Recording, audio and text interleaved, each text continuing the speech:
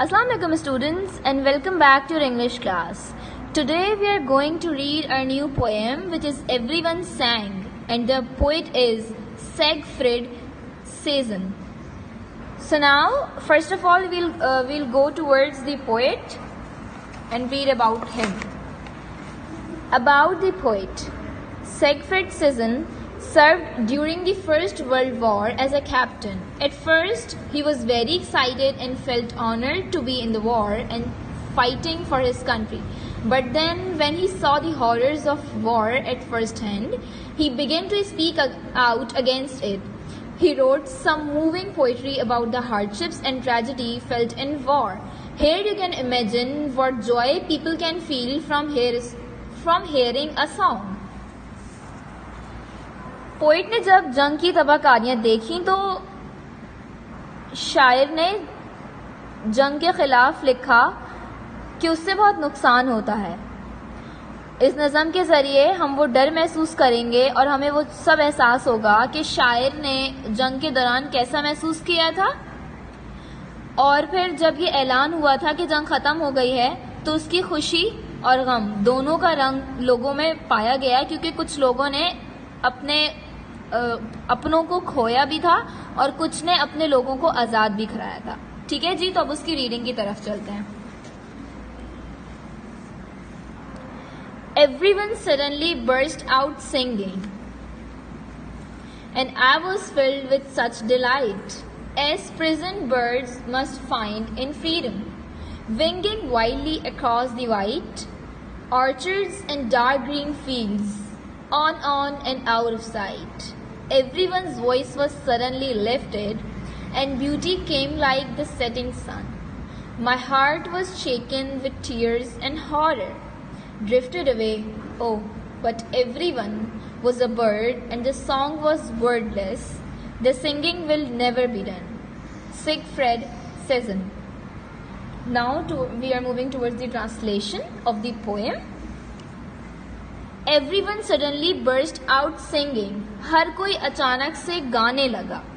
And I was filled with such delight. और मैं यानी कि शायर भी ऐसी ही खुशी से भर गया. As prisoned birds must find in freedom. ऐसा लग रहा था कि पिंजरे में बंद परिंदे को जैसे आज़ादी मिल गई हो. Winging wildly across the white orchards and dark green fields, on and out of sight. जाते हुए ऑर्चर्ड्स किसको कहते हैं? जहाँ पर दरख्त होते हैं और फलों के दरख्त होते हैं जहाँ पर. ठीक है जी, तो जाते हुए ऑर्चर्ड्स पर से, गहरे हरे सब्जे पर से जाते जाते निगाहों से दूर. Everyone's voice was suddenly lifted. हर एक की आवाज़ अचानक से बुलंद हो गई. And beauty came like the setting sun. और माहौल की खूबसूरती डूबे सूरज जैसी हो गई. My heart was shaken with tears and horror. मेरा दिल आंसू से तड़प गया और डर गया, लरस गया.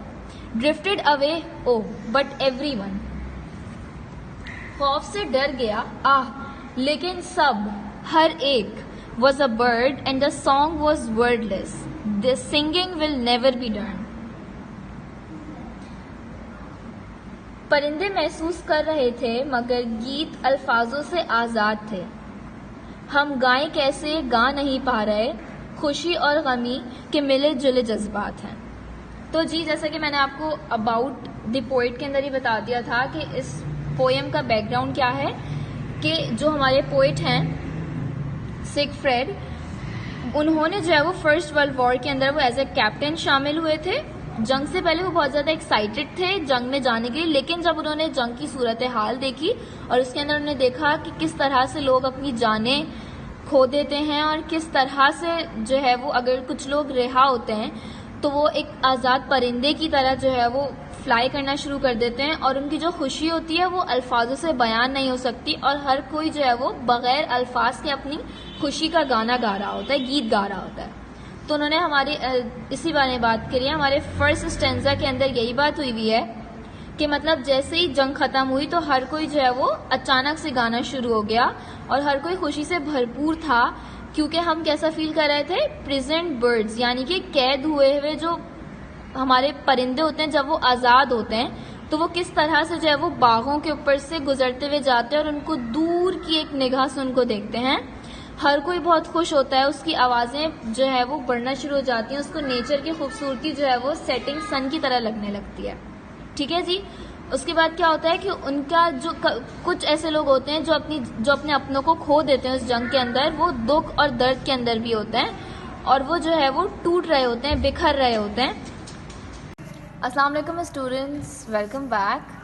आज हम अपने पोएम एवरीवन सैंग का माइंड मैप देखने जा रहे हैं और उसके कुछ क्वेश्चन आंसर्स। तो माइंड मैप से स्टार्ट करते हैं कि इसके अंदर क्या क्या मेन बातें थी। It was in the memory of war, जैसे कि मैंने आपको पहले बताया था कि फर्स्ट वर्ल्ड वॉर के अंदर जो हमारे पोइट थे उन्होंने पार्ट लिया था एज अ कैप्टन, तो उन्होंने उसकी मेमोरी में उस पोएम को लिखा है। ठीक है जी। फिर है soldiers felt like a free bird, क्योंकि जो सोल्जर्स थे हमारे वो आज़ाद हुए थे।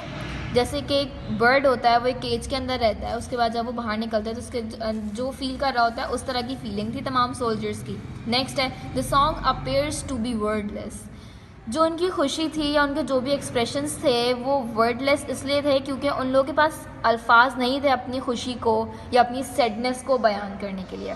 नेक्स्ट है the scene was beautiful as the setting sun, मतलब जो भी हमारा उस टाइम का सीन था, जो इन्वायरमेंट था वो इतना खूबसूरत था जो एक ढलते सूरज की तरह जो एक मंजर होता है। Next it was soldiers communal song, मतलब तमाम सोल्जर्स का जो था वो एक कोरस में जो है वो सब मिल के जो है वो सॉन्ग को गा रहे थे। Next it describes soldiers feelings after the war, जैसे मैंने आपको बताया कि मेमोरी ऑफ वॉर में है तो इसके अंदर सोल्जर जो है वो अपनी फीलिंग्स जो थी उसकी वॉर के बाद की उसको डिस्क्राइब कर रहा है जी। तो अब है हमारी वर्ड्स मीनिंग। मेक श्योर करिएगा कि आप सबसे पहले अपनी कॉपी पर इसका टाइटल पेज बनाएं and than words meaning copy down करेंगे और जो जो चीज़ें मैं आपको आगे बताती रहूँगी वो सब कुछ। ठीक है।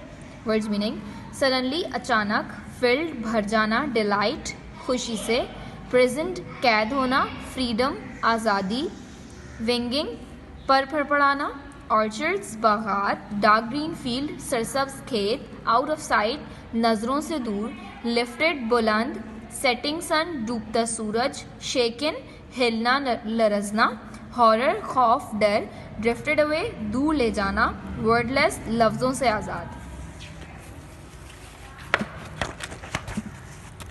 वर्ड्स सिनोनिम एंटोनियम्स ये भी आपने अपनी कॉपी पर नोट डाउन करने हैं।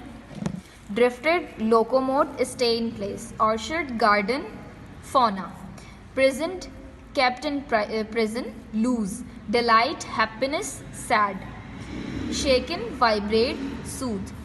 तो जी यहाँ तक आप अपनी कॉपी पर नोट डाउन कर लीजिएगा वर्ड सिनोनिम एंटोनियम तक, बाकी की चीज़ें हम अपनी नेक्स्ट वीडियो के अंदर करेंगे। Thank you so much. अस्सलाम वालेकुम स्टूडेंट्स, वेलकम बैक। हमने अपने प्रीवियस लेक्चर के अंदर एवरीवन सेइंग की explanation with words meaning, words synonym एंटोनियम्स देख लिया था। तो आज हम उसकी फर्दर एक्सरसाइज की तरफ मूव करेंगे। तो please open your book page number 81। Let's begin with answer the following questions. Exercise A question 1, where do you think the people in the poem are. वो कह रहे हैं कि आपके ख्याल में आपको क्या लगता है कि जिन लोगों का जिक्र किया गया इस पोएम के अंदर वो कहाँ पर मौजूद है। The people in the poem are in a war zone probably in a trench. वो कह रहे हैं कि जो लोग हैं हमारे पास जो जिनका जिक्र हुआ है पोएम के अंदर वो कहाँ पर है, एक वॉर वाले एरिया के अंदर मौजूद है, एक ट्रेंच में। Next, what comparison does the poet make in the first stanza. First stanza के अंदर पोइट ने किन दो चीज़ों का मवाजना किया था। In the first stanza the poet says his feeling of delight in the singing is just the same as imprisoned birds must feel when suddenly being able to fly in open air। वो कह रहे हैं कि जो poet ने क्या कहा है कि जो उसकी फीलिंग्स थी जिसकी वजह से जो वो गुनगुना रहा था, वो जो उसकी फीलिंग्स थी उस टाइम जब वो सिंगिंग कर रहा था वो किस तरह से थी, बिल्कुल जो इम्प्रिजन जो हमारे पास बर्ड्स, यानी कि जब एक परिंदा आज़ाद होता है जो उसकी खुशी होती है और जब उसको खुली ओपन एयर के अंदर जो उसको उड़ने को मिलता है तो वो जो उसकी खुशी होती है उसी तरह की जो फीलिंग्स थी वो हमारे पोइट के पास थी। Part C, how did beauty come. वो कह रहे हैं जो उस मंजर की जो खूबसूरती वो किस तरह की थी। Beauty came like the setting sun, जो उस मंजर की खूबसूरती थी वो किस तरह की थी, एक ढलते सूरज की तरह, setting sun. D, What did the poet feel when he heard the singing? Poet ने कैसा फील किया जब उसने वो सिंगिंग सुनी, जो लोग खुश थे और जो अपनी वर्डलेस सिंगिंग कर रहे थे उसको सुन के वो कैसा लगा? When he heard the singing, the poet felt that his heart was shaken with tears. मतलब पोइट भी इतने इमोशनल हो गए थे, उनका जो दिल था वो जो है वो थोड़ा कपकपा रहा था और उसके अंदर मतलब दिल जो है वो रो रहा था खुशी से. E. What feeling left the poet when he heard the singing? जब वो सब कुछ वॉर वगैरह चल रही थी तो पोइट के अंदर ऐसी कौन सी फीलिंग थी जो सिंगिंग को सुनने की वजह से, जो लोगों की खुशी की जो गीत था वो सुन के पोइट के अंदर से कौन सी फीलिंग जो है वो बाहर निकली? The feeling of the horror of the war left the poet when he heard the singing. जो पोइट के अंदर एक डर खौफ था वॉर का, वॉर ख़त्म होने के बाद जब उसने लोगों को हंसते मुस्कुराते गाते देखा तो उसके अंदर से वो एक डर खौफ की जो फीलिंग थी वो निकल गई थी. क्वेश्चन नंबर 2 हम स्किप कर रहे हैं. क्वेश्चन नंबर 3 पर आते हैं. Answer the following questions with reference to context. Reference to context हमारा क्वेश्चन है. My heart was shaken with tears and horror, drifted away. Why was the speaker's heart shaken with tears? Was he unhappy? वो कह रहे हैं कि जो मेरे पास lines हैं उसके ये कह रहे हैं कि मेरा जो दिल था वो था वो आंसुओं से जो है वो भरा हुआ था और वो डर में था और ड्रिफ्टेड अवे यानी दूर हो गया. क्या चीज़? तो क्वेश्चन है कि जो स्पीकर थे, जो हमारे पोइट थे, उनका हार्ट इस तरह से क्यों था? क्या वो नाखुश थे सब कुछ से? His heart was shaken with tears when he heard the singing and beauty came like the setting sun. No, he was not unhappy but filled with delight. वो कह रहे हैं कि उसका जो दिल था वो आंसुओं से इस वजह से इस तरह से इमोशनल हो रहा था वो उस वक्त क्योंकि उसने जो उस टाइम के जो मंजर था वो एक सेटिंग सन की खूबसूरती की तरह था, जो उस और ये सब कुछ किसकी वजह से? वो उदास नहीं था, वो बहुत खुश था, जिसकी वजह से जब उसका दिल इस तरह से रो रहा था खुशी के आंसू. B. What made the horror drifted away? मतलब उसके अंदर जो एक डर खौफ था वॉर का वो किस तरह से जब वो दूर हुआ? आंसर है द सिंगिंग. मतलब जब उसने लोगों के गीत सुने जो खुशी के, तो उसके बाद से क्या हुआ कि उसके अंदर से ये जो डर खौफ था वो निकल गया. लास्ट क्वेश्चन है हमारा, एक्सरसाइज बी होगी है आपके पेज नंबर 81 पर ही मौजूद है. Find words in the poem that are anagrams of the following. Jumbled words हैं, तो इसको सॉल्व करना है. ये आपके पास आंसर्स हैं ए से लेके एफ तक के. Wordless, everyone, drifted, freedom, suddenly, delight. तो ये आपकी एक्सरसाइज कंप्लीट हो गई. अब चलते हैं माइंड मैप की तरफ. उसके बाद आपके सिर्फ ऑब्जेक्टिव्स रह जाएंगे और फिर ये पोएम कंप्लीट हो जाएगी. Mind map. Everyone saying it was in the memory of war. जो ये पूरी पोएम थी वो एक वॉर की मेमोरी में लिखी गई थी क्योंकि पोइट खुद जो थे वो वॉर के अंदर इन्वॉल्व थे. It describes soldiers feeling after the war. वो कह रहे हैं कि इस पूरे उसके अंदर एक सोल्जर की फीलिंग्स हैं कि जब वॉर ख़त्म हो जाती है तो वो किस तरह का फील करता है. It was soldiers communal song. मतलब तमाम सोल्जर्स ने जो है वो कॉम्यूनल मतलब मिल के ये गाना गाया. हर बंदा जो उस वॉर के अंदर शामिल था, ये उसके दिल की, ये उसकी तमाम फीलिंग्स की हमारे पास जो है वो डिस्क्रिप्शन है. The scene was beautiful as the setting sun. जो वो माहौल था वॉर के बाद का, लोग के आज़ाद होने का, वो किस तरह की वो कैसी खूबसूरती थी. एक जो सूरज जब वो सेटिंग, अब एक सूरज जो है वो ढल रहा होता है, जो उसकी खूबसूरती होती है उस तरह था. Soldier felt like a free bird. जो तमाम सोल्जर्स थे आफ्टर वॉर, जब उनकी कैद ख़त्म हो गई तो वो एक आज़ाद परिंदे की तरह फील कर रहे थे. The song appears to be wordless. जो लोगों की खुशी थी वो लफ्ज़ों में बयान नहीं हो सकती थी, इसलिए जो हर कोई अपना खुशी का गीत गा रहा था वो वर्डलेस था, अल्फाजों में नहीं बयान हो सकता था वो. अब है हमारे पास ऑब्जेक्टिव. सबसे पहले है match the column. Everyone suddenly lifted away, burst out singing, likes the setting sun as peasant birds. Everyone suddenly burst out singing. Must find in freedom was suddenly lifted, likes the setting sun as peasant bird. As peasant birds must find in freedom. Everyone's voice was suddenly lifted up, and beauty came like the setting sun. अब है MCQs. Poet was filled with delight, sorrow, or trouble. Delight, winging widely across the orchards. Black, white, green, winging widely across the white orchards. Beauty came like the rising sun, setting sun, bright sun, setting sun. Poet heart was shaken, melting, beating, shaken. The song was speechless, wordless, emotionless. The song was wordless. The students, your working of this poem everyone saying is done here. You have to copy down all the exercises and all the question answers I have discussed here. So that's it for today. Thank you so much.